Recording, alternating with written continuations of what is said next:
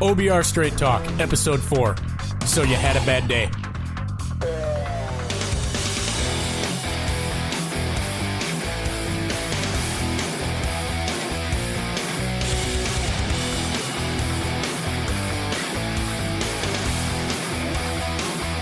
We are back, OBR Straight Talk listeners. I am Bob Evans, he's Scott Kennison, and sadness has taken over Cleveland as we lost the opportunity to have a Victory Monday. There are no victory fridges open around the city of Cleveland, and to make matters worse, your star wide receiver has been traded to the New England Patriots. Your starting kicker missed 2 field goals and 2 PATs, left 8 points on the board in a 3-point loss, and you have a short week because you got to turn around and play the New York Jets on Thursday Night Football, and what could have been 2 wins is now 0-1-1, potentially looking at 0-2-1 in the face. Pit of misery! Dilly-dilly. The pit of misery, dilly-dilly, it's all back, but that's all right. We're here to try to bring up your spirits. As I said before, I am Bob Evans, he's Scott Kennison, and we've got a big episode 4 of the OBR Straight Talk podcast for you tonight, or today, or in the middle of the afternoon, whenever you eventually listen to it, because we have breaking news. We have a guest tonight, unlike last week. That guest is none other than the Godfather of Straight Talk himself, Lane Adkins from the OBR. All of you longtime OBR subscribers, Twitter followers, former magazine purchasers out there, Lane will be on with us a little bit later, and he has a whole lot to talk about. I mean, we're talking 27 minutes of straight talk coming your way from Lane because we pre-recorded his interview, and you are not going to want to miss it, so stay tuned for the entire podcast. But we've got to go right in before we talk about the Saints game. We got to start with a little bit of Josh Gordon. And not good Josh Gordon. Not the worst Josh Gordon. But Josh Gordon decided that on Friday night, instead of being horizontal in bed, as Joe Thomas put it on the Tomahawk show, Josh Gordon decided that him and his people would cut a promo at the Browns facility on Friday night, and he would, quote-unquote, tweak his hamstring. Then he followed it up by showing up late to team meetings / leaving for the airport on Saturday. Then, while the most of us were getting ready to enjoy our pizza and wings and watch the Ohio State Buckeyes take on TCU in primetime, the news drops that the Cleveland Browns are going to release Josh Gordon on Monday. I don't know about you, Scott, but when I saw this, I said, he's got to be about to fail a drug test. The only way that you could possibly suddenly decide to trade your star wide receiver after all this time, after letting him leave training camp and come back for the start of the regular season, was that he's going to fail a drug test. No failed drug test as of yet. And you didn't even release him. You ended up trading him. And not to the NFC, not to some pit of misery team like the Arizona Cardinals or the Buffalo Bills. You trade him to the New England Patriots, who's apparently become the Cleveland Browns' favorite trading partner of late, as we've sent them... The Browns are their farm team. We've sent them Danny Shelton. We've sent them Barkevious Mingo. We've sent them Jason McCourty. They've signed Corey Coleman after getting cut by the Bills. They've signed so many other... Kenny Britt. We're like literally their farm team or their reclamation project team to see if they can get anything out of the players that we gave up on.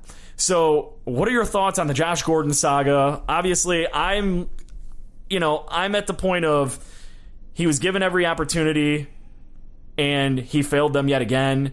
I thought for sure when I heard the news that it was going to be because a failed drug test was coming out. I didn't think that they were just going to trade him for a 5th round pick. I'm disappointed, but I understand the move. I mean, it's time to wash your hands of something, and John Dorsey doesn't have any previous ties to him. He's from 3 front offices ago, maybe 4 front offices ago, so I get it, but I know you're a little bit different than I am in this situation. I strongly disagree with this move, and I think that when Josh Gordon is catching passes from the GOAT of GOATs and he's dominating the league, that most of Cleveland is going to sit there and reverse course and say, I never thought we should have gotten rid of this guy. over tweaking his hamstring at a promotional shoot. And, as you'll hear later, rumor is that it probably wasn't significant enough to keep him out of the game. And the only way I would justify getting rid of Josh Gordon is if he failed another test. Now, look, there's no one who believes in Josh Gordon less than me. I've said this over and over again. I don't believe in Josh Gordon. I was shocked that he stayed in the field last year. I'm shocked that he made it to the start of the season this year, because the guy has proven over and over and over again that he can't stay in the straight and narrow. And if the Browns were almost any other team in sports, I could understand Sheriff Dorsey coming in and getting rid of Josh Gordon, because you need to send a message to your team that it's going to be our way, and you're going to go about this as a job. You're going to be disciplined. You're going to follow the rules. You're the Cleveland Browns. You are 4-45-1 over the last 3 seasons and the start of this year. You will not find another NFL football team that has ever had that bad of a stretch of football. We're not talking about a bad football team. We're talking about historically the worst football team ever to take the field over a 3-season stretch. And you still haven't won a game. That happens because, as John Dorsey said, you haven't done a good enough job getting good football players here. Josh Gordon is, when he is on the field and healthy, a top 5 talent in the National Football League. He dominated the National Football League with Jason Campbell and Brandon Weeden throwing him passes for the majority of the year. Those were not 2 good quarterbacks, despite what a certain beat reporter may have said about him. Elite Jason Campbell, who spins a nice ball. You got a guy who has that type of talent. He still has that type of talent. He's still the best player on your team, and that's no insult to Landry. He's just that good. And you're a team that can't win football games, cannot win football games. You don't have the ability to get rid of Josh Gordon because his promotional team scheduled a shoot and he tweaked his hammy and then showed up late to a meeting. I understand that I'm arguing for special dispensation and special rules and 2 sets of rules for players, but that's the reality of anything. You go to any company and there are 2 sets of rules. There are employees at any company that are so valuable that the standard rules that apply to, John down in accounting who can be replaced instantly, those rules apply to him, but they don't apply to the superstar who does 4 people's jobs and can go and do, fill in any spot at your company, okay? That's Josh Gordon. Josh Gordon is a guy that you don't have the ability to replace. You just don't. And you don't have enough talent. This offense is not good right now. It is not good right now. You had 6 turnovers in game 1. You had a +5 turnover margin, and you lost. The Browns have, a total of 6 points off of 7 turnovers? It's pathetic. You have 6 points off of 7 turnovers. That is abysmal. There's no way to describe that. And you take one of the best offensive weapons in the league and say, I need to just cut ways with him over a minor disciplinary action. A minor disciplinary action. I mean, look, if this is Hollywood Higgins, maybe you can get rid of him. Because Hollywood Higgins, while an okay NFL player, isn't one of the elite wide receivers in the league. If this is, you can't do it. You can't even do it if this is Duke Johnson. And Duke Johnson isn't an elite running back. Josh Gordon is an elite wide receiver whose peers are Julio Jones and Antonio Brown. Those are his peers. And Odell Beckham. Aside from those guys, I don't know who Josh Gordon's peers are in this league. He's better than Mike Thomas when he's on the field and healthy. And that's insane. And you're going to let him go because you need to show the team that you mean business and that there's one set of rules for everybody. And this is going to sound crazy coming from me after, if you know me, everything I said about Johnny Manziel and his character. Talent wins football games in the NFL, not character. Character's great, but character doesn't win football games. Talent wins football games. I can't disagree with you. I just, as I've mentioned before, and as you and I have spoken about numerous times, I've been covering Josh Gordon for so long, dating all the way back to his Baylor days when I was a college football editor, that it's just the saga. It's almost a sigh of relief for me as a person that I hopefully, fingers crossed, don't have to write about Josh Gordon anymore and his off-the-field problems. And honestly, as bad as this sounds, because most fans are going to be on a completely different side. They don't want him to succeed. They don't want to even have to hear or see Josh Gordon playing well in a Patriots uniform. I really do hope from a personal standpoint that Josh Gordon gets it, gets it right. I mean, I'm not going to lie. It's going to hurt inside if I see him posting 1,500 yards receiving from Tom Brady after, being the best receiver in the league with Jason Campbell and Brandon Weeden. But I'm rooting for him, but I'm rooting for him not to be so good that it's just every single day on Twitter, we shouldn't have traded Josh Gordon. We shouldn't have traded him. We should have kept him. We should have given him another chance. So it's one of those things, but it's a sigh of relief for me, and I just hope the young man gets it right and, spends a few more years in the league and makes up for some of that lost money. It's bigger than football with Josh Gordon. This is a man who has been troubled since he's been a teenager. And I firmly believe, and I don't know the man, but I firmly believe that the only thing that is keeping Josh on the straight and narrow is football. And I fear for Josh Gordon if football is not a part of his life. And where he's going to go on that path. But I also look at this as, you're the Cleveland Browns, and you stood by this guy getting him straight. You've got him straight. He's not failing drug tests. You stood by him through the worst of it. And you're going to cut bait over a procedural mistake. Like, this is reading it's almost as if you go to your job and you're the best person at whatever your job is. Okay? You're a car salesman. You're month in, month out the best salesman on the lot. And you take a second job on the weekends, I don't know, bartending. Take a second job on the weekend bartending at nights, and you forgot that in your contract that you're not allowed to take a second job bartending at nights, and you show up 15 minutes late to work the next day after doing a bartending shift on a Saturday, and you're late on a Sunday morning, and they fire you. You're still the best car salesman on the lot. You didn't read your contract correctly, you screwed up, and instead of having a conversation about it and saying, you're going to quit that job, they just fire you. And look, you helped rehabilitate Josh Gordon's life. You got him to this point. He has not relapsed. He's not failed a drug test. And now, after all of this, to the point you can finally start reaping the dividends for keeping him on the payroll as dead weight for all these seasons, this just seems, it seems absurd. It seems like a power trip. It seems to me a lot like a power trip. It seems to me like John Dorsey was waiting for an excuse or a reason to part ways with Josh Gordon, and Josh gave it to him. And, man, when Bill Belichick does it, Bill Belichick has got a fistful of Super Bowl rings and a pedigree that is second to none, to the point that, he's surpassed Vince Lombardi. And, when Bill Belichick does it, it's much different.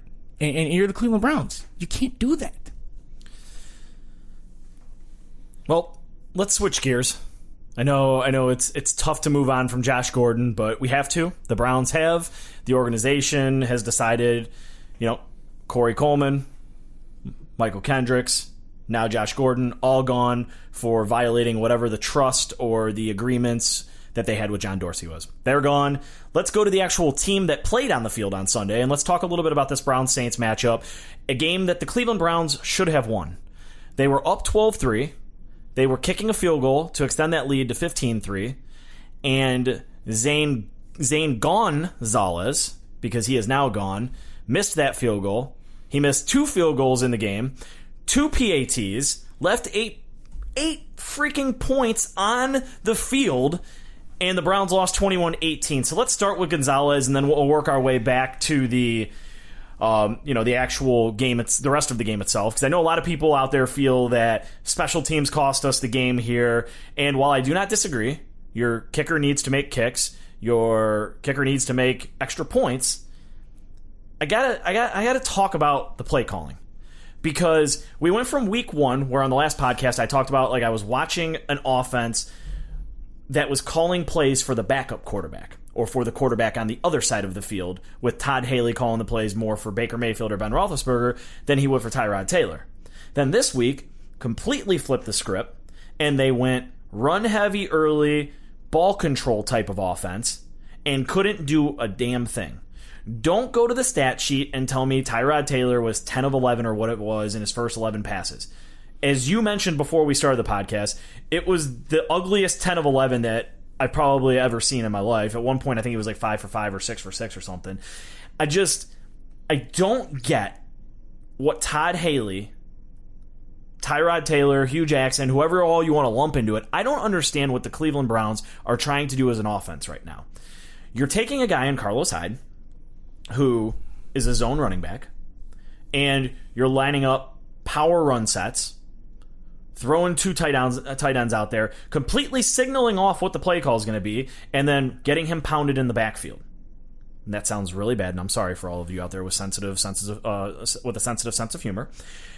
And then you have Tyrod Taylor, a quarterback who needs to hold the ball longer and doesn't like to work up in the pocket. He likes to work out of the pocket. And you're asking him on the majority of the routes to do things that Baker Mayfield or a quarterback that gets the ball out quicker would do. So I just don't understand at all what the offense is doing and what this whole play calling, like, I get trying to keep the ball away from Drew Brees, and that's fine and dandy, but I just don't get the play calling right now. I don't understand. Okay, so what makes the Green Bay Packers so deadly, aside from Aaron Rodgers, is that they run their plays in formations that you can almost never say, hey, that's a bubble screen coming. This is our handoff coming. They're clearly passing here. They'll show you a formation one time where they set up a wide receiver bubble screen, and the next time it's just a standard pass, and then the third time it's a draw handoff to the running back. They don't want you to know that this is a run play. They don't want the linebackers to be able, and I key on the linebackers and the free safety, or the strong safety, because those are the guys that you need to freeze. If the linebackers are looking at a power set, then they don't have to hesitate because they know they don't have to drop. And they know that they can just attack the run gaps and blitz the run gaps. But then, if they know that you only run out of power sets, they can go into their drop early and allow them to get more depth into their drop over the middle and take away your crossing routes. You're giving the other team a massive advantage, and Hugh Jackson said it. Hugh Jackson said it. And if Hugh says it, it's pretty obvious, because I have about as much faith in him right now as Pat Shurmur. I know he's a head coach, okay, in a football mind. But Hugh said it at halftime. We're struggling to run because we're telegraphing that we're running the ball. Well, Hugh, you're the head coach. Why are you letting it happen? And when they have run out of 3 wide receiver sets, and they've done some delayed handoffs, or they've done some zone running schemes, some zone blocking schemes out of the offensive line, they've been effective. And the other thing I don't understand is, I said it last week, I'll say it again, you have Tyrod Taylor and you have Carlos Hyde. 2 guys who in college made a living, and a good living, on the field. You know, they got into the National Football League out of predominantly read option sets. I know you don't want to run Tyrod Taylor very often because you might get him hurt and he's your starting quarterback. That's why you don't run the zone read a lot in the NFL. But you can run that a couple of times and let Tyrod do a couple of keepers when he sees that it's very safe, okay? And keep defenses on their heels and open things up for Carlos Hyde, and you haven't done it. I'm baffled because Todd Haley is a better offensive coordinator than this, or maybe it's just when you have Ben Roethlisberger, Le'Veon Bell, and Antonio Brown, you look like a good offensive coordinator. I'm not sure what it is. Maybe those guys made Todd Haley, but Todd Haley had some good offenses, and I'm happy that you made a commitment to the run. I'm happy that you went with an offense that suits what Tyrod Taylor can do a little bit better than what you did last week. But this offense is terrible. I mean, aside from the Arizona Cardinals, who are like the little giants right now from that movie with Al Bundy in it a long time ago. A great movie. Yes, it was, when they celebrate for gaining a yard. Like, the Arizona Cardinals are that. Aside from the Arizona Cardinals, the Browns have 3 points off of 7 turnovers? 6 points off of 7 turnovers? That's a baffling stat. You are, what are the Browns right now? The Browns are +5 in the turnover margin, and they're 0-1-1. You know how hard it is to go +5 in 2 weeks in the turnover margin and go 0-1-1? It should be an impossibility. You know, going back to the play calling for a second, because one thing that you just touched on, which is trying to mix it up and to not give away the play, it's like Todd Haley and the Browns are doing the complete opposite of that. One of the plays that I know that we talked about a little bit before the show was that reverse. And our very own Jake Burns from at the OBR, through his Browns Film Breakdown Twitter account, he talked about it earlier. And he said, the Browns need a big drive to answer here, not an ideal start. Reverse game is all about eye manipulation. Running split zone with a pulling tight end sends the linebacker's eyes right back where the reverse is going. Not a soul on the New Orleans defense is even fooled, and now it's 2nd and 19 after that play. We all remember that play. It was the reverse to Callaway, and there were 3 Saints defenders right where he was going.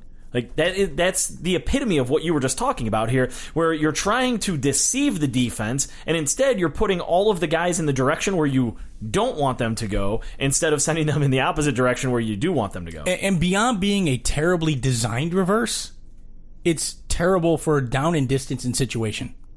Absolutely terrible.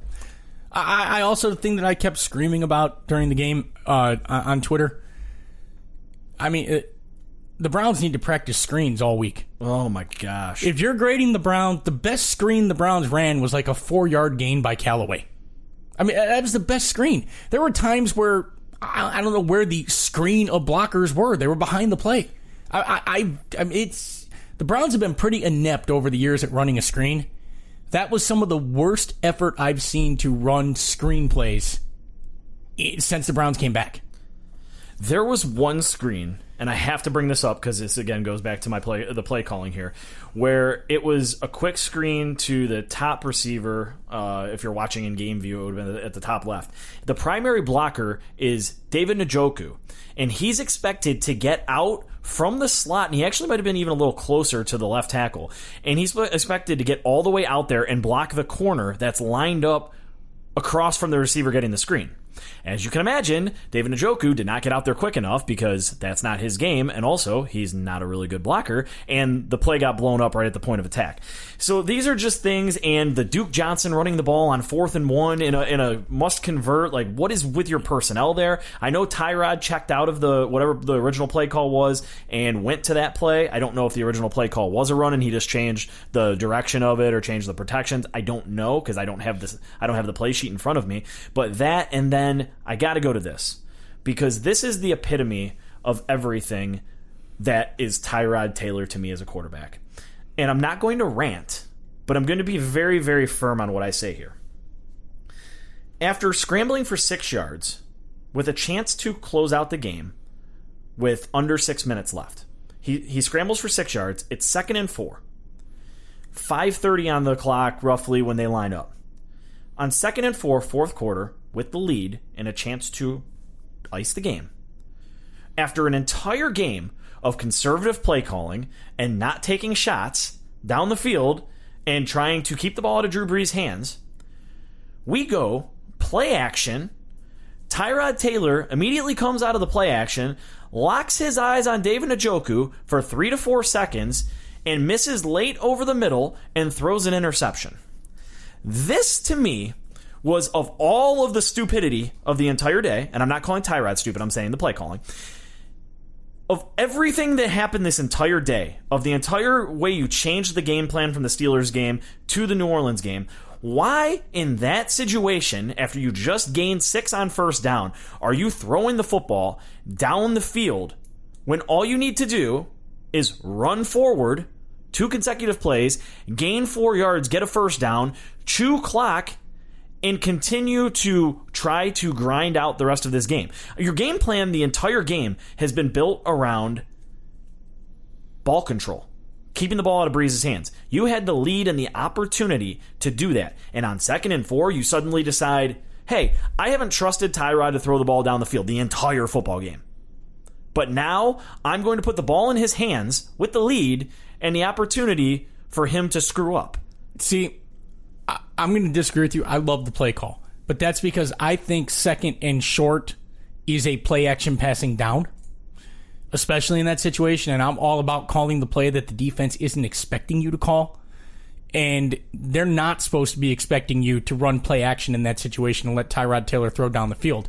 I love the call. I hate the execution. You are, as Todd Haley, part of the reason Tyrod Taylor is out there is because he protects the football. He's a veteran quarterback who doesn't turn the ball over. This is the book on Tyrod Taylor. He's a quarterback who does not turn the ball over, and you can trust him not to make a risky throw in a key situation and not try to do too much. So you're supposed to be able to trust on 2nd and 4 that you can run that play action, and if there's something wide open downfield, Tyrod Taylor will take it. You get a big chunk of yardage, and you're into New Orleans territory. You've got a fresh set of downs, and you can eat even more clock. And you're hoping, though, that if it's not there, if it's even marginally not there, that Tyrod Taylor will throw the ball away or hit his check down. Tyrod Taylor channeled his inner Brett Favre and went gunslinger. and made a really bad read at a really bad time and threw a really bad pass. And it's unfortunate. And you probably won't see Todd Haley have that faith in Tyrod Taylor going forward, because that play was Deshaun Kaiser-esque. It just was. It was a bad interception. You locked onto your wide receiver, you threw an ill-advised pass late over the middle, and you didn't have velocity on it. You floated it as if he was running clear behind the defense and there wasn't a safety back there. The play should have worked perfectly. I think you had one high safety, and New Orleans was expecting a run. It should have worked. The safety made a great play, and Tyrod Taylor made a bad play. But I love the play call. That's one play call that I won't criticize Todd Haley for. I like aggression. I like catching the other team on their heels, and I think good teams do that. They pass when you expect them to run. Now, if there's 2 minutes left in the game, I don't agree so much. But even then, I wouldn't have been angry with that, because it's down and distance is right. If it's incomplete and Tyrod has to throw it away, it's 3rd and 4. It's 3rd and 4. See, I'm a big aggression guy too, but I have to disagree just because it's 12-10. Your offense has shown no ability to score points. None whatsoever to this point of the game. They just can't do anything. And you had a plus play for this offense, which has not happened on first down very often so far through 2 games. You gained 6. 2nd and 4, I'm running the ball up the middle, and I'm trying to get 2-3 yards because I'm all about the clock right now. And that's where this is why I disagree on this.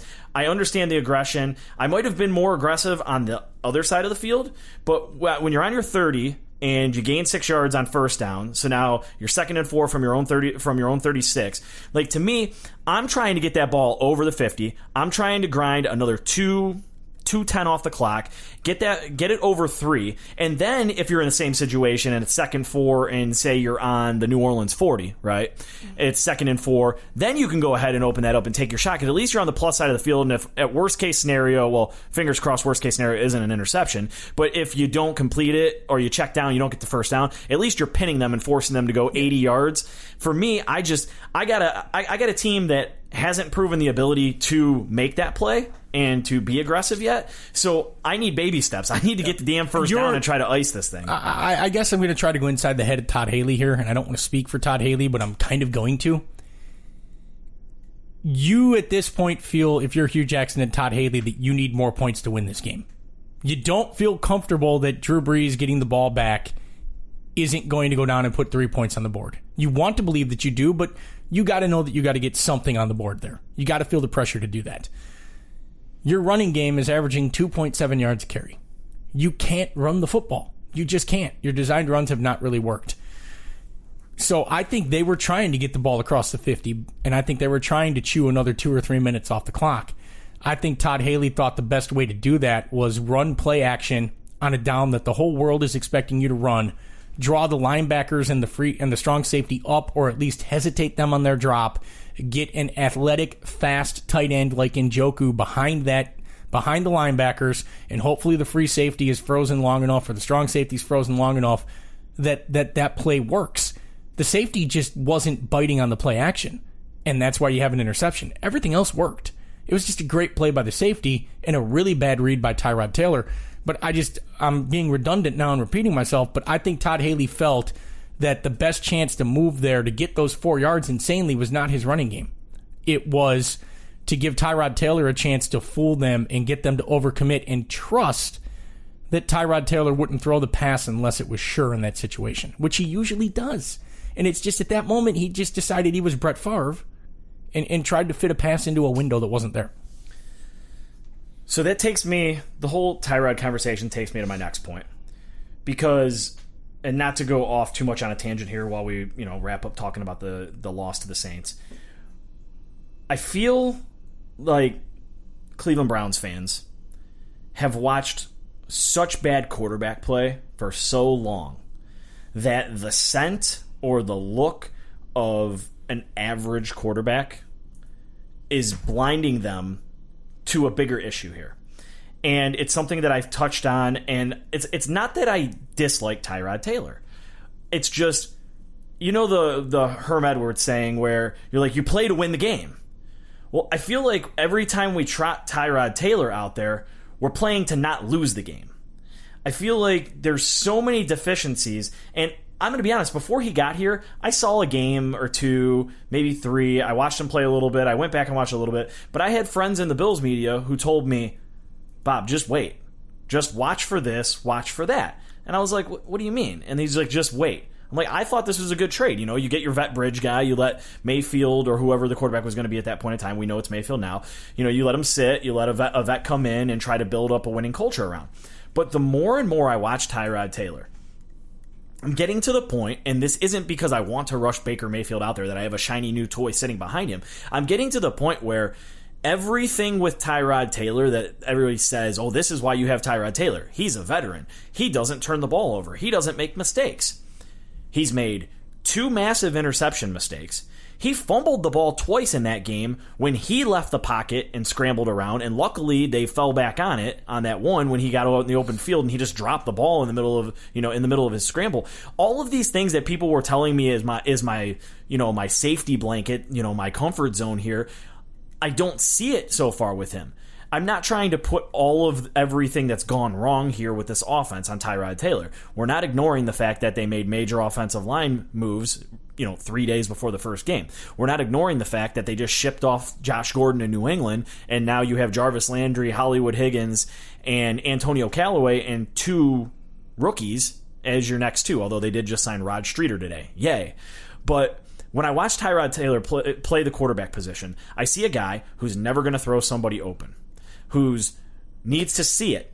The problem is, this is the NFL. He's had the lowest, or one of the lowest, snap to throws for the last 2 years. I don't see anything that Tyrod Taylor has shown me through the preseason, through training camp, through 2 games, that Baker Mayfield couldn't at a bare minimum come in here and do. Maybe the scrambling and running around, ad lib, but again, Tyrod does that because he's not comfortable enough to stay in the pocket and step up. I know everybody's going to say, well, the line collapses. Yes, but just like late in that game when the line collapsed and there was this massive lane right in front of him, all he had to do was step up and deliver the ball. He spun around backwards into the sack, and people are like, oh, Desmond Harrison messed up again. No, go back and watch the play. That sack's on Tyrod Taylor. That sack is on Tyrod Taylor. He sacked himself. So many questionable decisions or indecisions. We'll talk about it a little bit later with Lane, but I want to get his take on Jarvis Landry. I mean, we had a wide open first down in the second half. All Taylor has to do is move his eyes up. And where were his eyes right away? On his check down guy. You're talking about right when the ball is snapped, Jarvis runs his route. Jarvis is your number 1 receiver, and you didn't even look at Jarvis Landry? These things, Scott, are just driving me crazy with Tyrod Taylor. I tweeted about that as it happened, that it looked like Tyrod went straight to the check down read. Like he just snapped the ball and his first read was the check down. So I don't dislike Tyrod Taylor. I really don't. I mean, he's a serviceable NFL quarterback. And if you had a better running game, it would make Tyrod Taylor look better. But you can't run the ball. The key to Tyrod Taylor is an effective running game, and you can't run the ball. But here's the problem. My argument for playing Tyrod Taylor over Baker Mayfield is he's not going to lose you games. I know the popular opinion right now is that the Browns are 2-0 if the kicker kicks a field goal. The Browns are 2-0 right now if Tyrod Taylor doesn't throw 2 horrible interceptions late in the fourth quarter with the game on the line. I mean, they're 2-0 right now if Tyrod Taylor doesn't throw interceptions and turn the ball over and give the game away. And that may be an oversimplification, but Josh Gordon is walking into the end zone if he throws that pass to Gordon like he did to Callaway. And if he pulls that ball down instead of trying to force it to Njoku and not seeing the safety, then it's 3rd and 4. Or if he gets a check down, maybe it's 3rd and 2.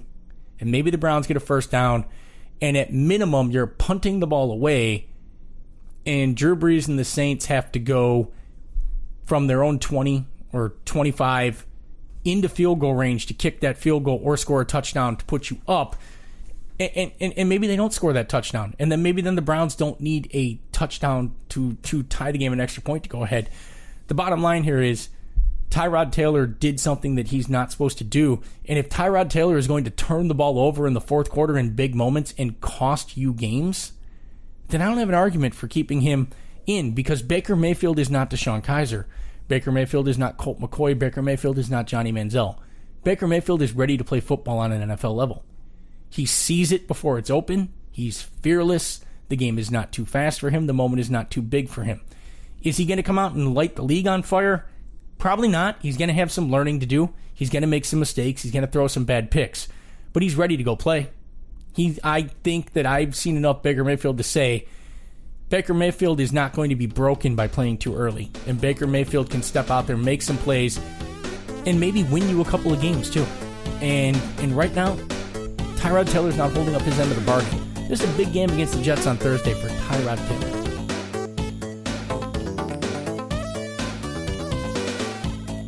All right, everyone out there, the time has finally come. In episode 4 of OBR Straight Talk, we are proud, we are excited, we are privileged to welcome in the Godfather of OBR Straight Talk, Lane. Lane, welcome into the podcast. We are so excited to have you. Hey guys, how you doing? I mean, I'm old as shit, but the Godfather? Come on. Well, whenever I hear the Godfather, I think of the movie Old School. You know, when they started that fraternity and they call him the Godfather and all of that. So I don't think of it like you're like old Godfather, but you're like trend setting. Like, I started all this and we're going to carry it on we're going to carry on your legacy as this podcast continues to grow and trumps all of the other podcasts in the Cleveland Browns space. You didn't just say Trump, did you? I mean, Trumps. I did say Trumps.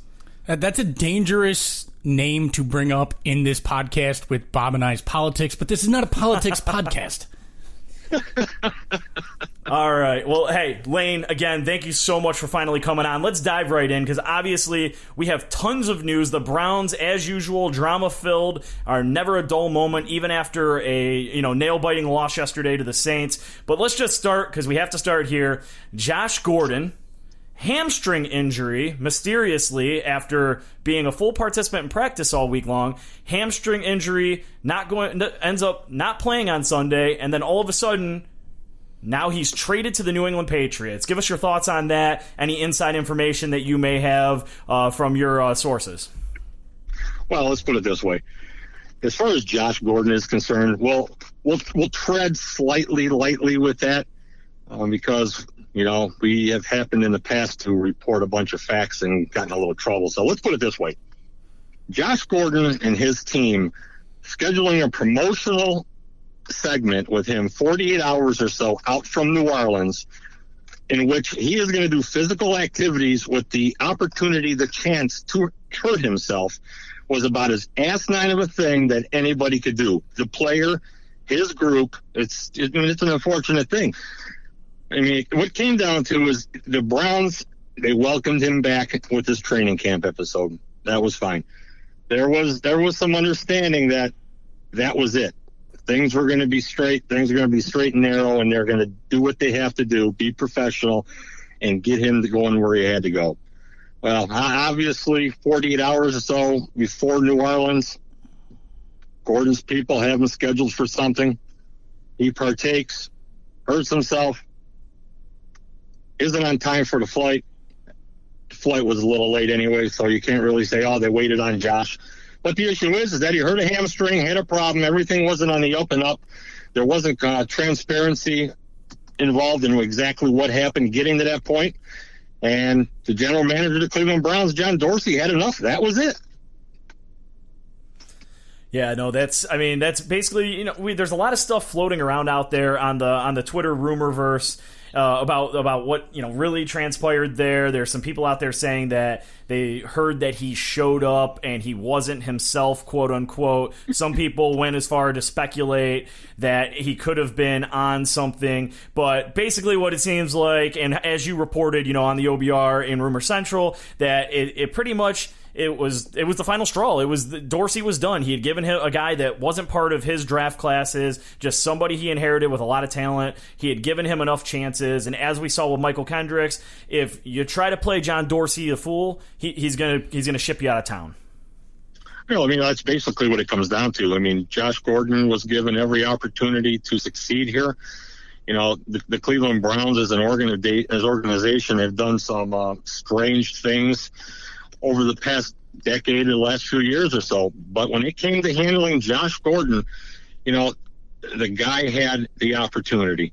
And, sending him to New Orleans, he's going to go somewhere with a lot of structure and discipline, and head coach and Bill Belichick is not going to put up with any bullshit. It's going to be on Gordon now to get it right. He burned, that bridge was burned here, and you really can't blame the Browns for, acting the way they did. It's unfortunate. I don't know if I can blame the Browns for acting the way they did. I understand you've given Josh Gordon a million chances, but it's pretty clear right now that he didn't go off the wagon, because I have to assume the league has tested him in the interim, and he has not failed a test, and he is not suspended by the league. Do the Browns... Go ahead, Lane. We've gained no information on the record or off the record that Josh Gordon has relapsed. Haven't heard anything like that. It's pretty irresponsible when you got people who are supposedly are journalists or, online reporters who want to discuss things like that when there's just actually nothing to collaborate that has happened. In the case of Josh Gordon, it's a guy who's had problems, who has issues, who's working through them. And, he now has the opportunity to go somewhere with a clean slate, or as clean of a slate as you can get, with another organization to see if he can continue his path of being an NFL player, in which, when he was on the field, he was a pretty damn good player. I guess where I was going with that is, do the Browns have enough talent to part ways with Josh Gordon? Because in my mind, they don't. This is a team that is 1-31 in the last, 2 full seasons, and 4-44 before that, and now they're what, 4-45-1.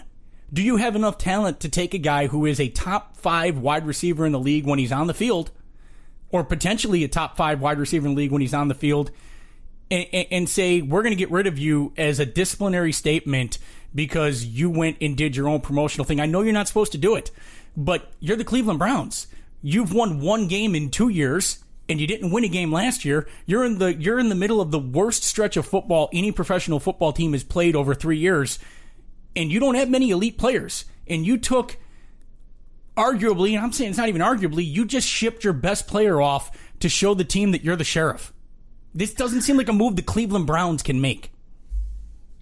That's the type of move that, if you look around the NFL, you probably have 90% of the teams that aren't in a position to ship a Josh Gordon out due to some kind of disciplinary action or, his background reasons. The problem is that, this was just something that's just accumulated over time. It was always something. And people can look at it and say, oh, it's minor. He smoked pot. Well, okay, you smoke some reefer. The only problem is that in the NFL, you can't do that. It is, as stupid as it is, that's the rule. Josh Gordon doing a promo.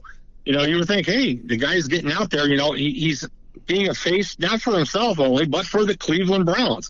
But then to come up injured out of all this, and then, some not being straightforward with the whole situation, how it happened. You're just looking at a team that it just got to the point that enough was enough. And John Dorsey, he's making a statement that this is the Cleveland Browns. This is what he is going to do, and this is his vision. Right or wrong, you don't like to see a talent like Josh Gordon jettisoned out of there. He's a hell of a talent. The Browns don't have that type of talent just to ship somebody out. But I also understand why they did it. And while it's a difficult thing to sit here and swallow losing a guy like that, when you look at the other side of the fence, you have to say that, we know this much about what's happened in the past with Josh Gordon. What else is there? So, it comes down to just one of them vague things. It is what it is. He's gone. Move forward and see what they can do. Do the Browns win Sunday with Josh Gordon on the field? I know he wasn't going to play because of the hamstring, but I'm starting to wonder if the hamstring injury really would have kept him out of the game, or if it was a hamstring injury he could have played to and they downgraded him to out because they knew what they were going to do next. Do the Browns win with Josh Gordon on the field Sunday? Well, allegedly it wasn't anything serious, and it was a tweak. It's hard to tell because you have to look at the entire situation. Are you getting sufficient quarterback play for Josh Gordon to make a difference? Is your offensive line giving you enough run blocking so you can run the ball for better than 2.7 yards a carry or whatever the hell they've been doing? There's just many factors. Anytime you take a Josh Gordon off the field, your chances are likely to be lesser to succeed. We see it in the opener against Pittsburgh. The guy, he was targeted 3 times. You have Josh Gordon coming off his hiatus of working out in Florida and not being anywhere to be found, and he's targeted 3 times. You expected him to have a bigger role this past Sunday in New Orleans. There's no Josh Gordon. What's going to happen is that you're going to have to see these young guys step up and start getting utilized more. But I come back to it. You can have 7 Josh Gordons, but if you can't get them the football, they're meaningless. All right. Well, it sounds like I've got a follow-up question for you after I get through the next one. Definitely got to get your take on the quarterback situation. But first, the second biggest piece of news, and obviously the one that has taken the NFL by storm, is the performance of Browns kicker Zane Gonzalez yesterday against the New Orleans Saints. Missed 2 field goals, missed 2 PATs, 8 points left on the table, and the Browns lost by 3. Browns decided to move on from him, and then surprisingly, with a ton of veteran options out there, and guys like Cairo Santos and Dan Bailey, a lot of names floating around, they signed Greg Joseph, a kicker who didn't complete 70% of his kicks at Florida Atlantic University during his career there. What are your thoughts on the kicking situation, Gonzalez, and the guy that they signed, Greg Joseph? I want to sit here and laugh, but it's really not a funny situation. You went and signed a kicker who hasn't performed in the National Football League, and you're a team that has lost 2 games that you could arguably say that due to the kicking game, you're 0-1-1. You're winless due in part to the kicking game. With veteran options available out there, like you said, Dan Bailey, he wasn't coming to Cleveland. You had a Kai Forbath out there. You had Santos, but maybe Santos isn't healthy. It's hard to tell, but, the shocker is that, you went and signed a guy who lost the training camp battle, though he did kick well in training camp with the Dolphins. But still, you got another inexperienced guy with a big leg that you're counting on, and, you're going to trot in the First Energy Stadium Thursday night against the New York Jets, hoping to win your first game, and it could come down to a guy who's never kicked a regular season attempt in the National Football League. Ought to be interesting. Yeah, the Hugh Jackson conference call today. It's funny that you mentioned the leg strength, because on Hugh's call, he specifically called out the fact that this kid can kick the ball from far distances. He's like, he's got a real strong leg. We need somebody who can kick it between the goalposts. So it was pretty intriguing that that's where Hugh Jackson went to, was the strength of his leg. But again, to me, I'm looking at the guy's stats at Florida Atlantic University, and if you can't, to me, 70, not even 70% in college, like, that's a tough pill to swallow, especially like you said, with different veteran options out there like Kai Forbath and Santos and all of that. But speaking about the game yesterday, obviously, let me touch something real quick there. What happened? It could have happened that when they Googled him, he didn't come up, or maybe the internet was down and they just figured out that he was 3 for 3 in the preseason and thought he was just the perfect guy, and boom, here he is. So you have to add in Greg Joseph college stats when you want to find that, Cleveland Browns. You can't just say Greg Joseph stats, because you're only going to get the most recent ones. You got to go a little deeper with Google. I love the implication that the Cleveland Browns front office is scouting roster changes the same way I figure out who I'm going to pick up for my fantasy football team each week. All right, let's go back to the Saints game real quick here, Lane, because I want to get to what you kind of talked about before, and you mentioned it with receivers not having a quarterback that can get them the ball. If you have 7 Josh Gordons out there, it doesn't matter if you don't have a quarterback that can get him the ball. On Twitter, we always got to go to Twitter because it's the source of everything, and that's sarcasm, everybody, if you're listening. But there's a lot of people out there defending the hell out of Tyrod Taylor today and yesterday for his improved quarterback play because he connected on a deep ball with Antonio Callaway. But for my eyes, obviously, I'm not a former professional football player. I don't sit in scouting rooms. But I see a guy who's still struggling to get the ball out of his hands early, to not lock onto his primary read and telegraph where the ball is going to go. And also, I saw Jarvis Landry jumping up and down in frustration on a pivotal third down in the second half when Tyrod just checked down to the underneath guy because he didn't move his eyes from the middle of the field to the outside to see Jarvis Landry open. And to me, this whole Landry thing is getting to the point where I was joking around yesterday and I said to myself, the old saying, you play to win the game. For me, it feels like with Tyrod that we're playing to not lose the game, but he is losing games for us with his turnovers. Let's hit Landry real quick. Which time was he jumping up and down? Was it the first, second, or third time that he was wide open? Okay, let's look at it that way. Tyrod Taylor, he is what he is. If you look at him, from Baltimore to Buffalo to Cleveland, he's the type of player, protects the ball, doesn't take a lot of chances, doesn't make a lot of big plays. He makes a read and boom, he's done. You see it in the opener. You saw it yesterday against New Orleans. This is who he is. It's not going to change. He's not a guy who's just going to dramatically become the next gunslinger because he's in an offense that is telling him where to go with the ball. He just doesn't trust it. He doesn't feel it. There's something missing in his game and his makeup. It's not to say that Tyrod Taylor isn't a guy that's serviceable and help a team, because he is serviceable and he can help a team get from A to B to C. The only problem is that he's not the guy that you just feel comfortable thinking that, well, shit, we're down by 5 and there's a minute left in the game and you got to go 70 yards. He's going to get it done. You're not comfortable. You don't have the feeling that he's the guy who can get that done. And you saw it on numerous occasions yesterday against New Orleans where you had a receiver in the clear. And the problem is that he doesn't throw receivers clear. He has to see them clear, and it's a troublesome thing. And I think it's what it's going to come down to is that you got a guy who's sitting on the bench, the number 1 pick in the entire draft, who is more of that type of player that they're not inclined at this time to play.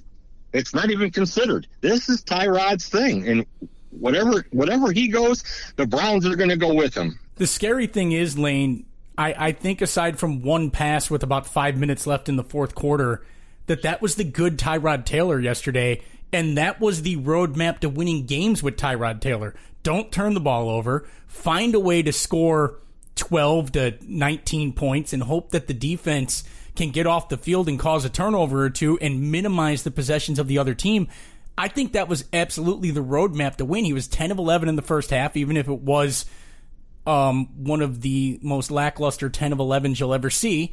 And he was remarkably efficient. I mean, at some point, I think he was like 16 to 24 for 125 yards and no turnovers and no touchdowns.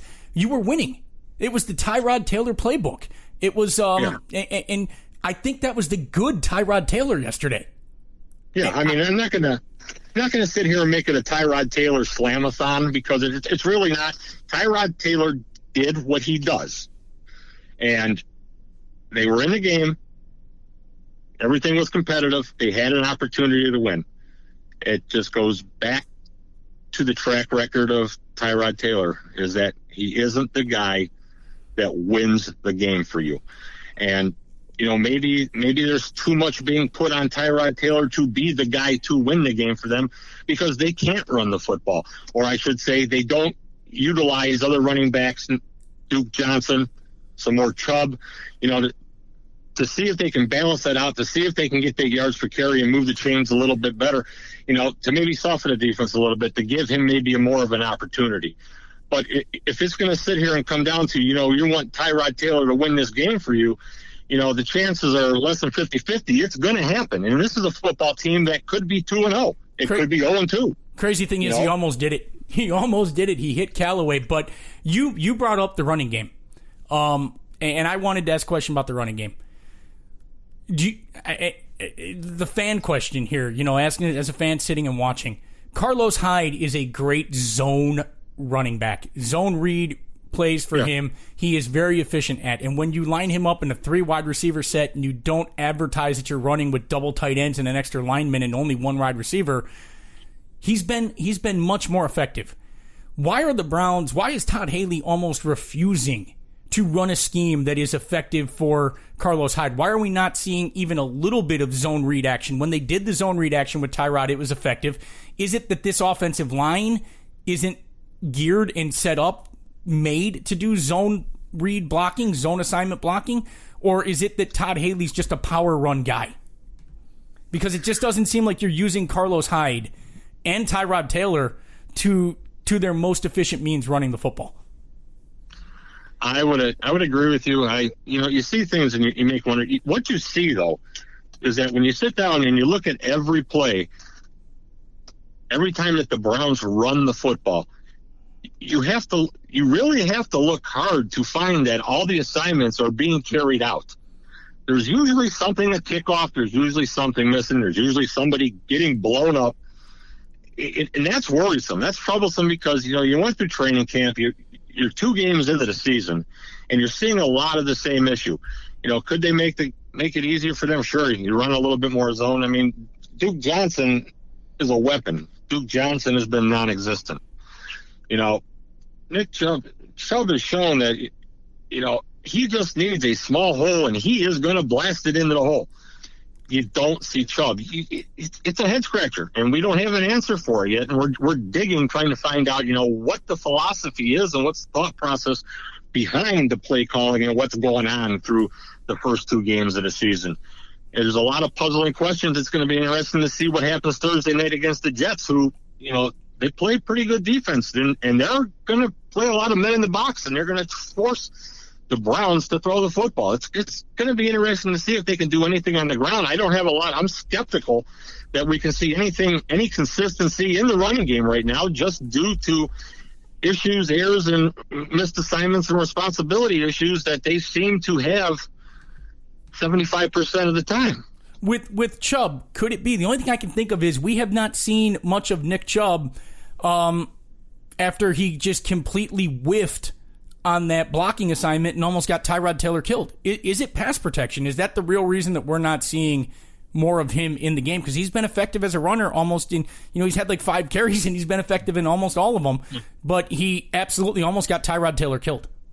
Yeah, I mean, when it comes down to it, there's 2 philosophies. It's either you play a rookie running back and you deal with the fallout that's going to come with playing a rookie running back, or you don't play him and you let him watch, learn, and hopefully he gets it the next time. It seems like the latter is the decision of the Browns right now, which I disagree with. I think that they need this guy on the field, splitting carries with Hyde and getting Duke Johnson on the field, in which we may see him more as a receiver now just due to the depletion of overall talent at the wide receiver position. You have to get Chubb on the field. The kid can run the football. And pass blocking it's such an important thing, especially with this team, because we're seeing teams get heat off the edges. But, he's a talent. You drafted him in the 2nd round to run the football. Get him opportunities to run the football. So building off of that then, Lane, and since we're already talking about the Jets game, what do the Browns have to do for you to win the game on Thursday night against the New York Jets and not go into this 10-day layoff at 0-2-1? Well, you're gonna have to attack the Jets because they're going to come at you. The Jets are showing that they're able to move the football. The Browns defense has played reasonably well. They've been opportunistic. Facing a rookie quarterback, you're likely to see him make a few errors that the Browns have to capitalize. Where it sits through 2 games, I don't have a lot of faith in the Browns offense showing a consistent effort to move the football. It's going to come down to them making big plays, and, Tyrod Taylor has to be Tyrod Taylor plus. They're going to need a little bit more from him. I think it's going to be a physical game. I think it's going to be tight. Browns have to come out and they have to show who they are. They have to demonstrate a physical presence and, play Browns football is what Hugh Jackson wants. Well, this is your opportunity. You're on the national spotlight to finally get something done after 2 weeks of games that you could have won. The excuses are running out. It's you get out there and you play ball and you play smash mouth football, or, you pack this thing up and go home and you find somebody else to run that ship. So I need you to build off of something from that. You mentioned that Tyrod Taylor's got to play Tyrod plus. if Tyrod comes out there and plays Tyrod negative and this team loses at home on Thursday night and goes to 0-2-1, staring at 10 days off, are the Baker Mayfield whispers going to get louder in that building? Because I know your favorite topic is other beat reporters in this city. Another beat reporter was live on another station, and he said that there's absolutely no way the Browns organization, from what he's heard from inside the building, would go to Baker Mayfield after this game, no matter what the outcome is. Well, let's put it this way. I don't know which one you're talking about, but I can only imagine. And, it's hard for me to actually say this, but no, I don't expect them to play Baker Mayfield unless Tyrod Taylor is injured. I just don't see it. They're trying to build continuity and togetherness there. And, that's the one thing that has been happening. There's not a lot of finger pointing going on at this point. They could have won games with Tyrod Taylor under center. It's not to say that another quarterback, it would have been easier, or the wheels could have come off the wagon. You just don't know. But where they sit right now at 0-1-1, they've been competitive. There's nobody pulling their hair out ready to, thrust Baker Mayfield into that role just yet. And I don't anticipate it happening. Even if they get waxed Thursday night, I don't see it happening. When does Hugh Jackson have to win a game by? Because there's got to be pressure on Hugh Jackson at some point here to win a game. He's not going to survive a 2-14 season. Does Hugh have to win? Insanely, does Hugh have to win by week 5, by week 8? Is there pressure on Hugh Jackson yet, or is he still safe? I think where he sits today, he's safe. I mean, the pressure is there. I mean, their eyes are on it. This organization expects to win.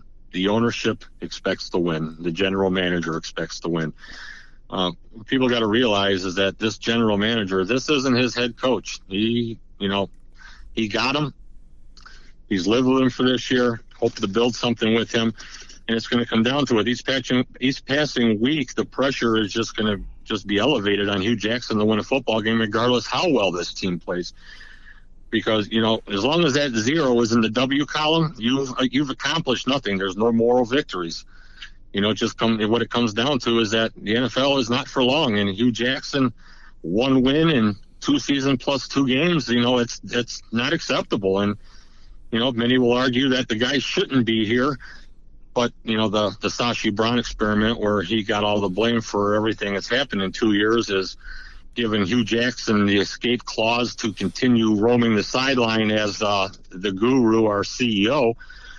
So it comes down to is that this team has to win. I think once they do win, they will continue to win. They will win more games. I think it's just they have to find a way to get over that hurdle and win that first game, which has just been the task that anything imaginable that could happen to go wrong to keep them from that has happened.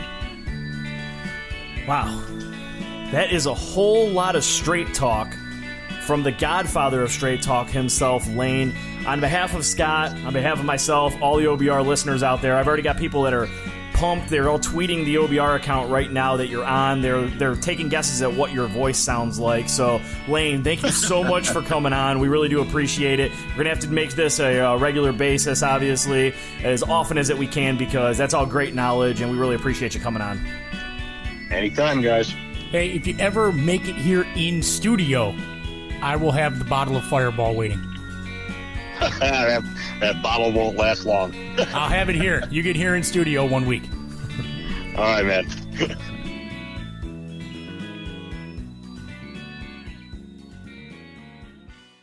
So before we completely shift gears to the Jets, because I know that's the direction we're going, we do got to talk a little bit about some positives against the Saints.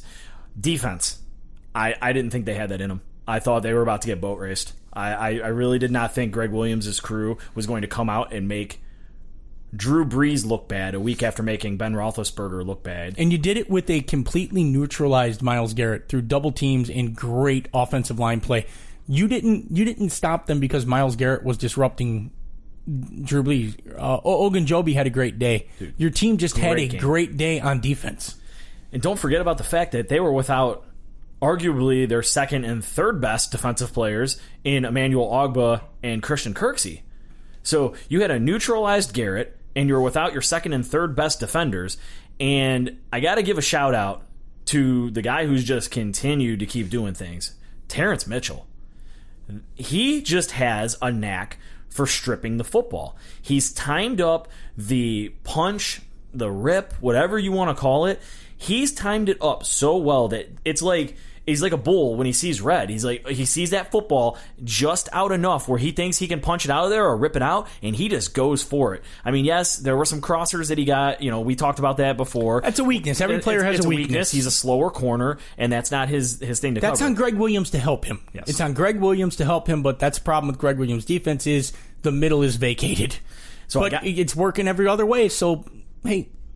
Yeah, I got to give Mitchell a shout out. And like you said, Larry Ogunjobi, I mean, he had 2 sacks. Should have had a third one. He got negated by, I think it was either pass interference or a defensive holding. But he was a man in the middle. I mean, we saw flashes last year in his rookie season, but he is really blossoming in year 2. To have 3 sacks already from an interior defensive line position through 2 games is really, really impressive. And he had 2 in a game that, like you said, Myles Garrett was neutralized. There's some talent on this defense. Denzel Ward may have gave up a touchdown to Michael Thomas and a couple other passes, but that's one of the best receivers in the league, and Thomas made some great plays. I mean, Denzel Ward is a bright spot. The defense has played. I really can't. Nothing negative to say about this defense aside from getting shredded on the ground in the first week. The defense is a bright spot. It's an absolute bright spot. That might be where the positives end for me, because New Orleans played very badly and tried to give that game away, and you lost it. But the defense was great. I will say this. There was one other slight positive, and maybe it was just me, just my expectations for this player are so low. But hey, we saw TJ Carey out there, and he actually, I think Breon Body Calhoun actually had probably like 7 snaps in the slot, and Carey had all of them. And the reason, for those of you out there who don't follow along, I've been harping on the fact that Dorsey gave Carey a 4-year, $31 million deal all offseason.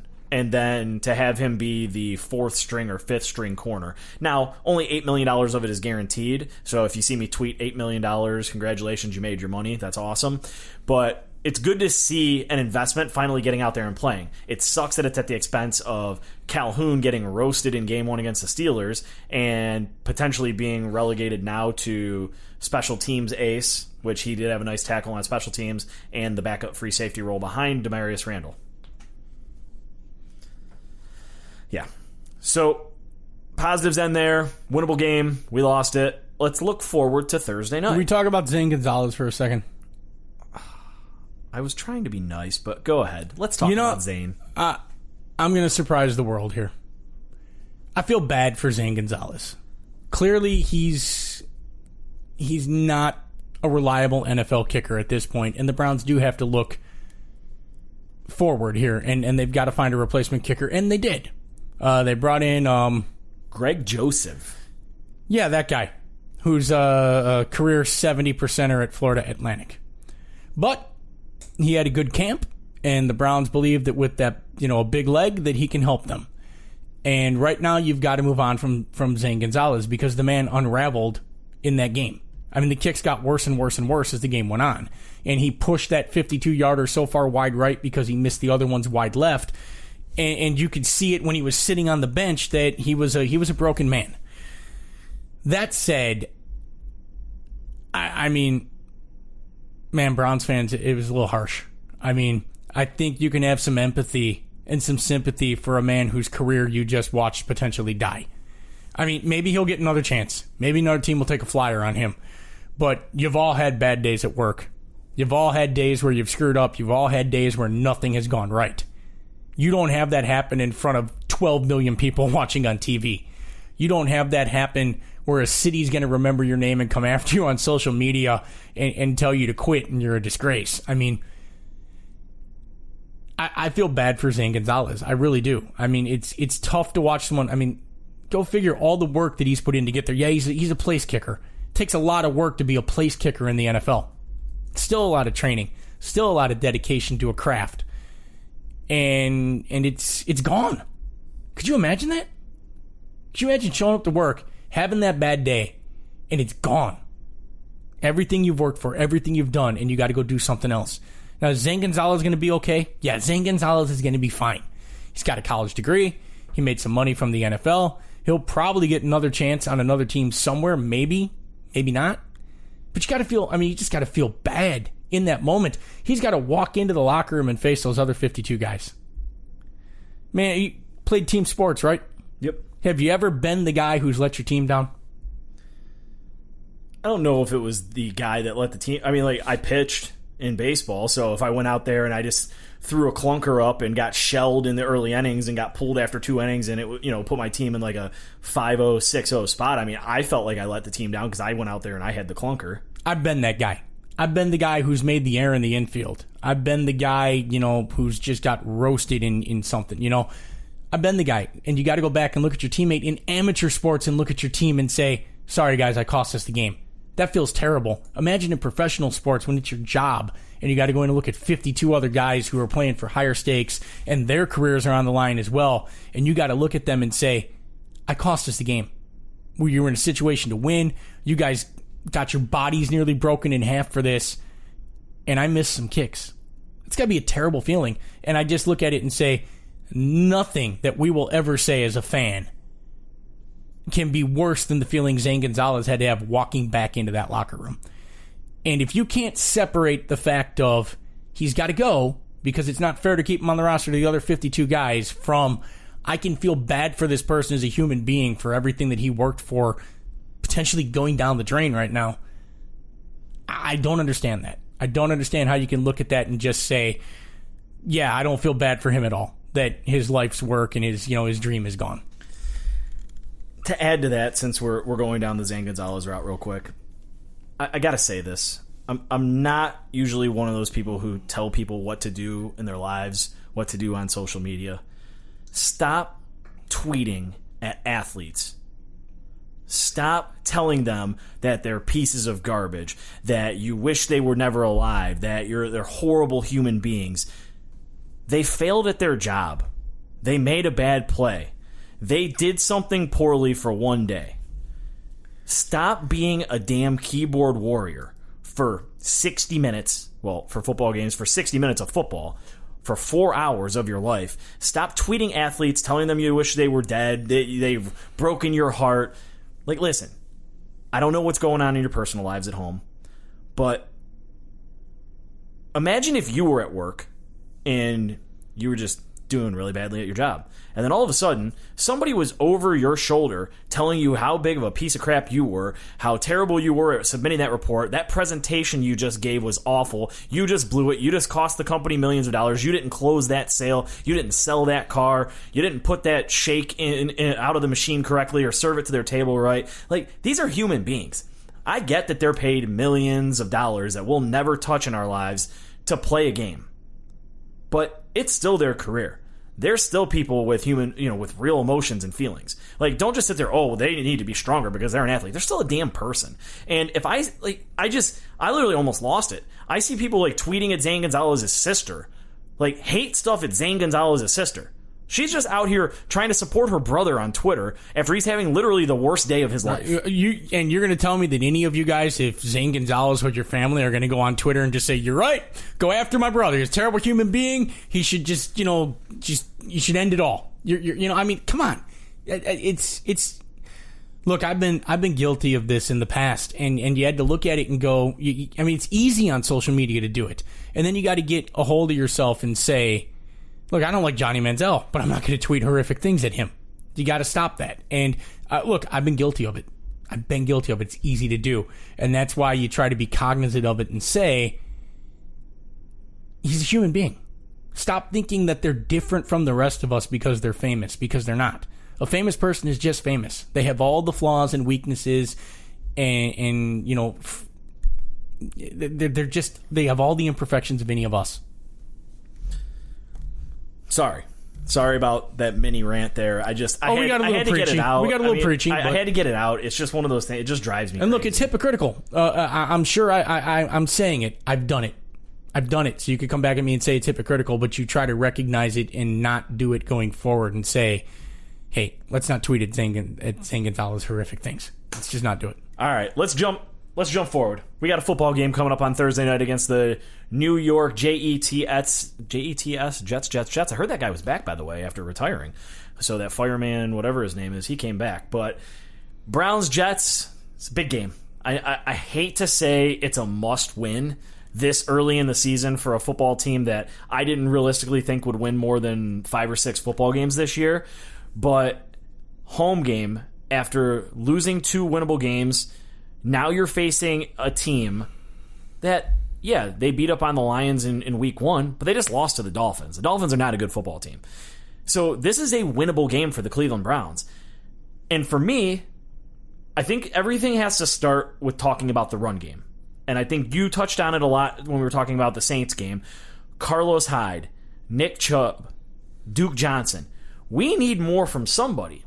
One of our subscribers over on the OBR, they submitted their question for this week's podcast. Kay Costigan asks, what are the chances that we see more Chubb and Duke this upcoming Thursday? Chubb has looked explosive on his limited runs.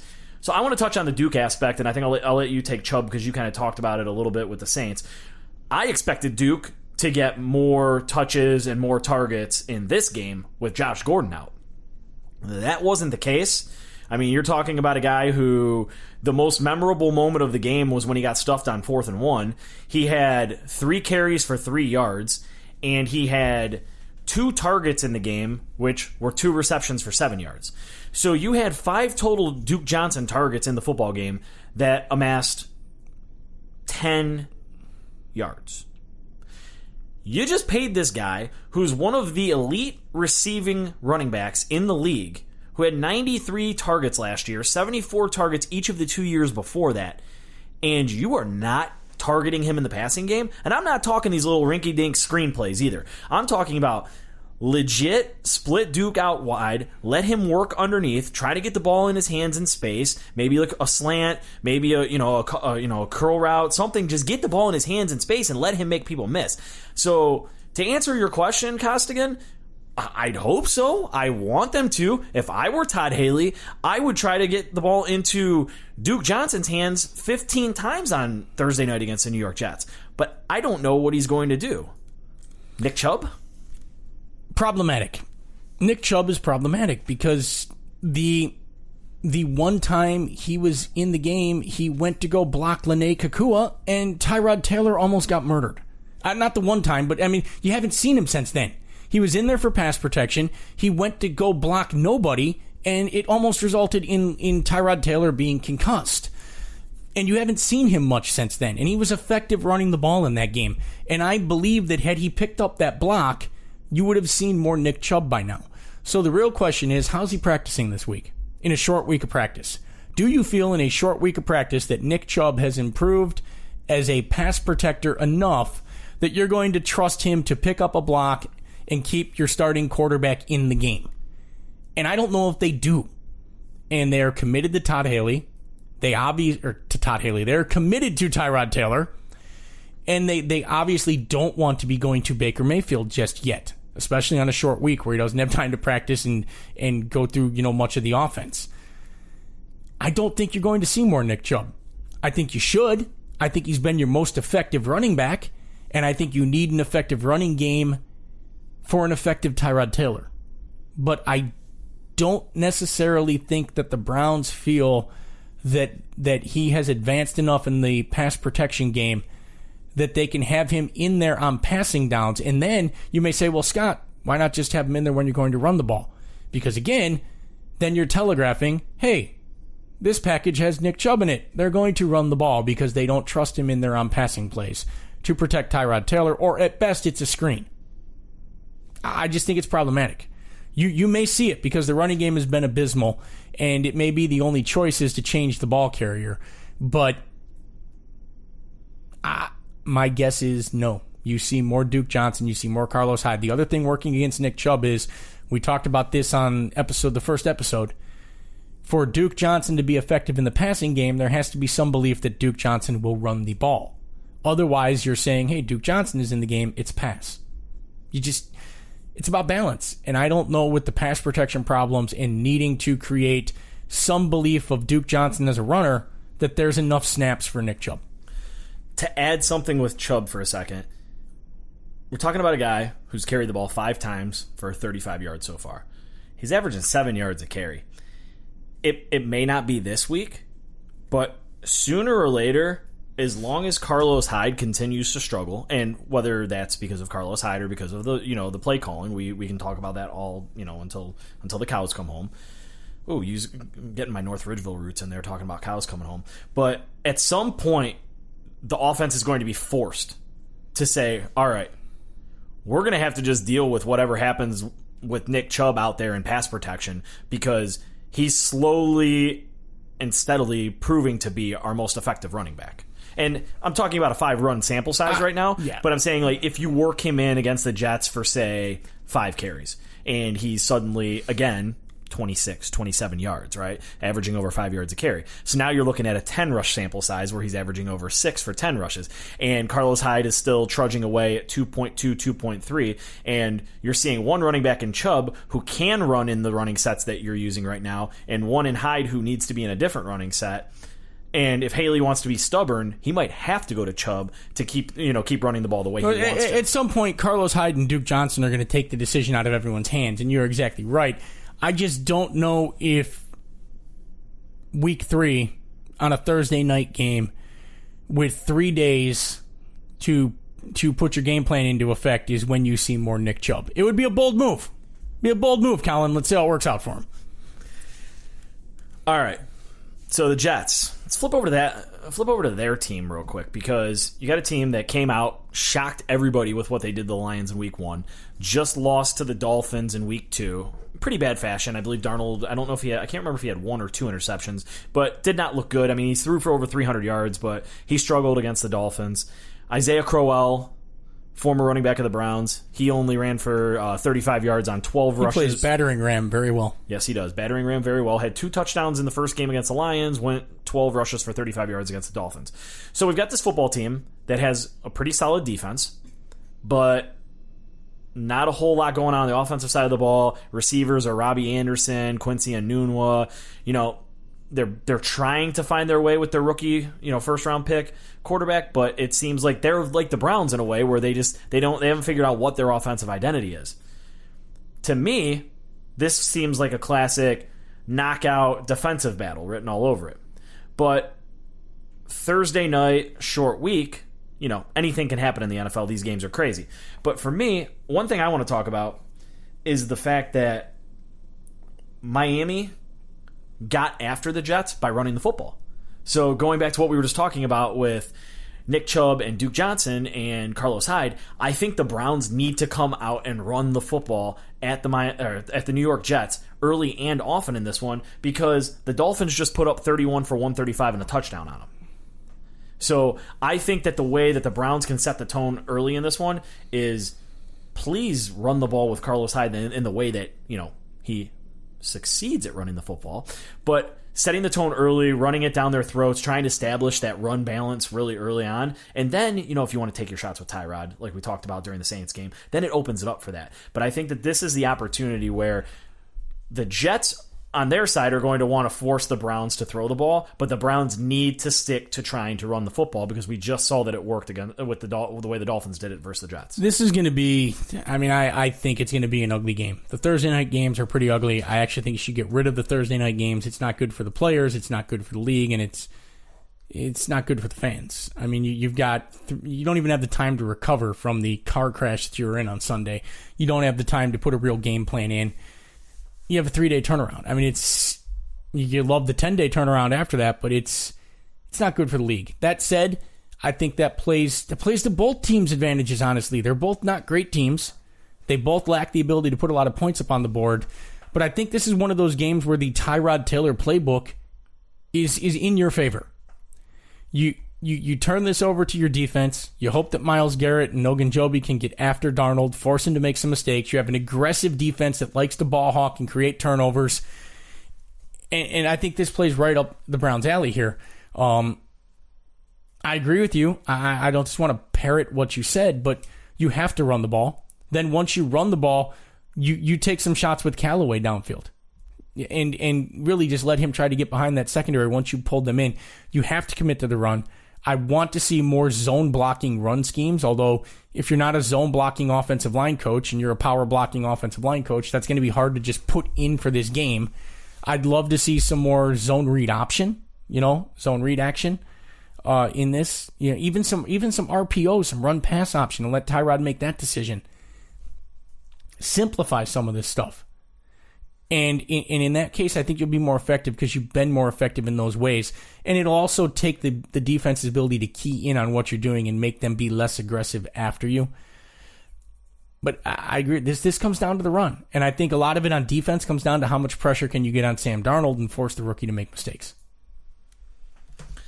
Completely agree with you.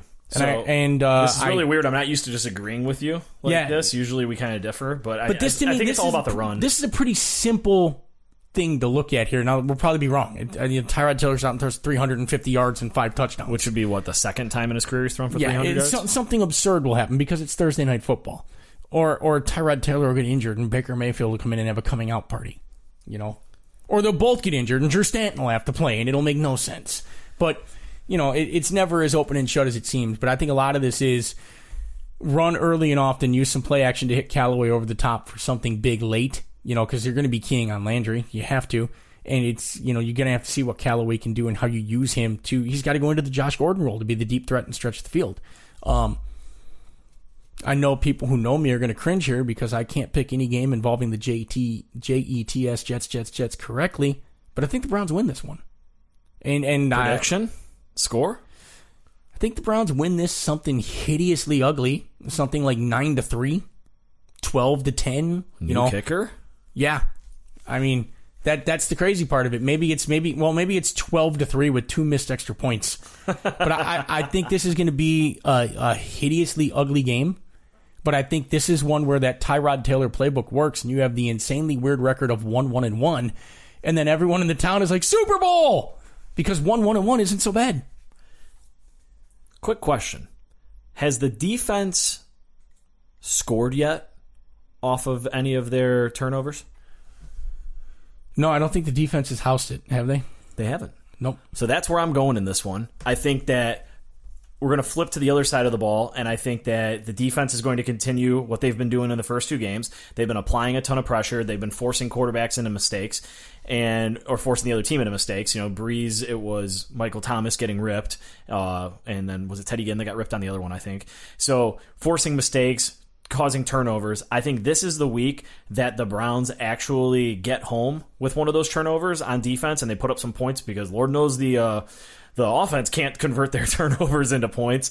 So I think this is the week. And one of the guys that I really want to highlight in this one is Jannard Avery. So I know he was on the, I believe he was on the injury report for today, but I don't think it was anything too serious. But he's been a breath of fresh air as a mid-round pick this year. And we're getting way more out of him than Chad Thomas, who was a 3rd-round pick, who hasn't even really sniffed the field. So I'm looking for Jannard Avery, opposite side of the field, while Garrett's getting, while he's getting double teamed and he's getting chipped all game long. I'm looking at Avery to really step up and make a big play in this one, make multiple big plays if I'm being honest. But I think he's finally going to get home and he's going to cause a big strip that gets returned back for a touchdown in this one. My personal prediction for this game, but maybe this is because I want to see an entertaining football game and not a punch you in the mouth boring one. Not that I have anything against that type of game, but I'm going to be down there at the stadium, so I want to see something fun. I'm going to say the Browns bring this one home 24-17. I think the Jets are going to put up some points. So 24-17, and our new kicker, he gets 1 field goal. I like it. 24-17 is a decent game to watch. It'll be a lot more fun than the game I think is going to happen on Thursday night. So one quick thing before we go and we close the podcast, because I have to turn this way. Because one of our questions from one of our subscribers was, how would Baker Mayfield be different than Tyrod Taylor in Haley's game plan? Also, did the 4th quarter throws give Haley confidence going forward and Tyrod more long throws for him? I'm not going to touch on that. I think we know who Tyrod is as a quarterback. I don't think we're going to suddenly start chucking the ball around the yard. But if this football game goes the other direction and the Browns get waxed poetic by the Jets at home on Thursday night and go into this thing with 10 days off at 0-2-1, is it Baker Mayfield time, or will they think about it? I know we talked about it a little bit earlier with Lane. He gave his opinion on the situation. He doesn't think that it's going to be Baker Mayfield time. I'd like to hear your thoughts. I think it probably should be Baker Mayfield time now. I think if you're really looking at which of these two quarterbacks stylistically works best with Todd Haley's offense and what he wants to run, it's Baker Mayfield. Tyrod Taylor hampers an offense, especially one that Todd Haley wants to run. In a way, he's like an anchor on it. He limits what you can do, and you got to throw part of the playbook out. You just do. You got to throw part of the playbook out, and you got to simplify it for Tyrod Taylor because he doesn't see it until it's open. And Todd Haley's playbook is based on a lot of these things with the quarterback seeing it before it's open. He's scheming guys to get open to certain spots of the field, and he's making defenses. He's putting defenses in a vice, where they've got to pick which way they're going to get beat. It's a lot with the Gordon pass we talked about last week. You could pick to let Josh Gordon walk into the end zone, or you could pick to let Jarvis Landry get 15 yards over the middle. Take your choice. Or you could take Landry away and you'd have Njoku open. He puts you in these no-win situations with some beautifully designed plays. But Tyrod Taylor isn't the quarterback to execute those plays. Because to effectively run Todd Haley's offense, you've got to watch where the key reads are going and then jump to that read. And Tyrod never has demonstrated that he has the ability to do something other than watch his first read until it's open or he knows it's not going to be open and move to the check down. So it probably should be Baker Mayfield. And I'm not saying Baker Mayfield isn't going to give you a bunch of headaches with turnovers and have some really bad games. But if you keep Tyrod Taylor in there, you've got Todd Haley has to run an offense he doesn't want to run. It also makes it harder to run the football because you're not as much of a threat to pass. So I think it should be Baker Mayfield time right now, and I don't remember ever saying that about a rookie Browns quarterback. It's not that I don't like Tyrod Taylor, but if you're going to have Tyrod Taylor as your quarterback, you have to have a team that can line up, tell the other team we're running the football through the B gap, and then go do it and do it anyway for yardage. And we don't have that team. Obviously, I agree. I've talked about this, and Bellhead, I know this was your question, so I just want to acknowledge you. Thank you for the question.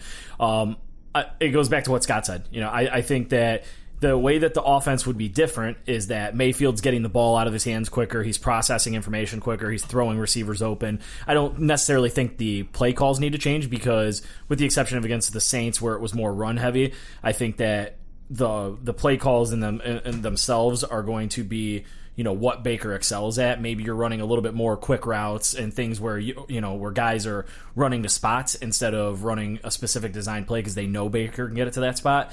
But for the most part, I think that the only thing you'll see is a more efficient offense, in my opinion. Completely agree. Do we want to talk about Rod Streater? Who? Just 2 seconds on that. One of our questions was, what do you think of the Streater signing? It's not exciting. He's a guy that couldn't make the Bills roster despite them not having any receivers. So nothing exciting about the Streater signing going on. He adds depth. He's a sixth receiver. I personally would have rather seen them bring up a kid like Damari Scott off the practice squad than signing Streater. But he's a 6'2", 6'3" guy who can stretch the field from my understanding, but he's never shown anything. Congratulations to Rod Streater for getting another chance to go live his dream. Since that's the tone of the day. That's the tone of the day. On your dream. Congratulations, and I hope it works out for you. I can't get excited over this because if I'm supposed to see him as some replacement for Josh Gordon, I can't, other than the fact that he hasn't played many games in the last few years, I can't do it. But hopefully you get something here, and John Dorsey's found one of his famous diamonds in the rough, and this Dorsey Reclamation Project turns out to be something amazing. It costs you nothing. It's a good roll of the dice. All right. On that note, everybody, that's a wrap for episode number 4 of OBR Straight Talk. Want to say thank you to Scott, obviously, for being my co-host here. Big thank you to the Godfather of Straight Talk, Lane, for coming on for the first time. We will hopefully have him on many times in the future. Until next time, when we record next Monday, after a hopeful Browns victory over the Jets, and I will be super jet-lagged and hungover after returning from Las Vegas around 5 p.m. before we record. Until next time, go Browns.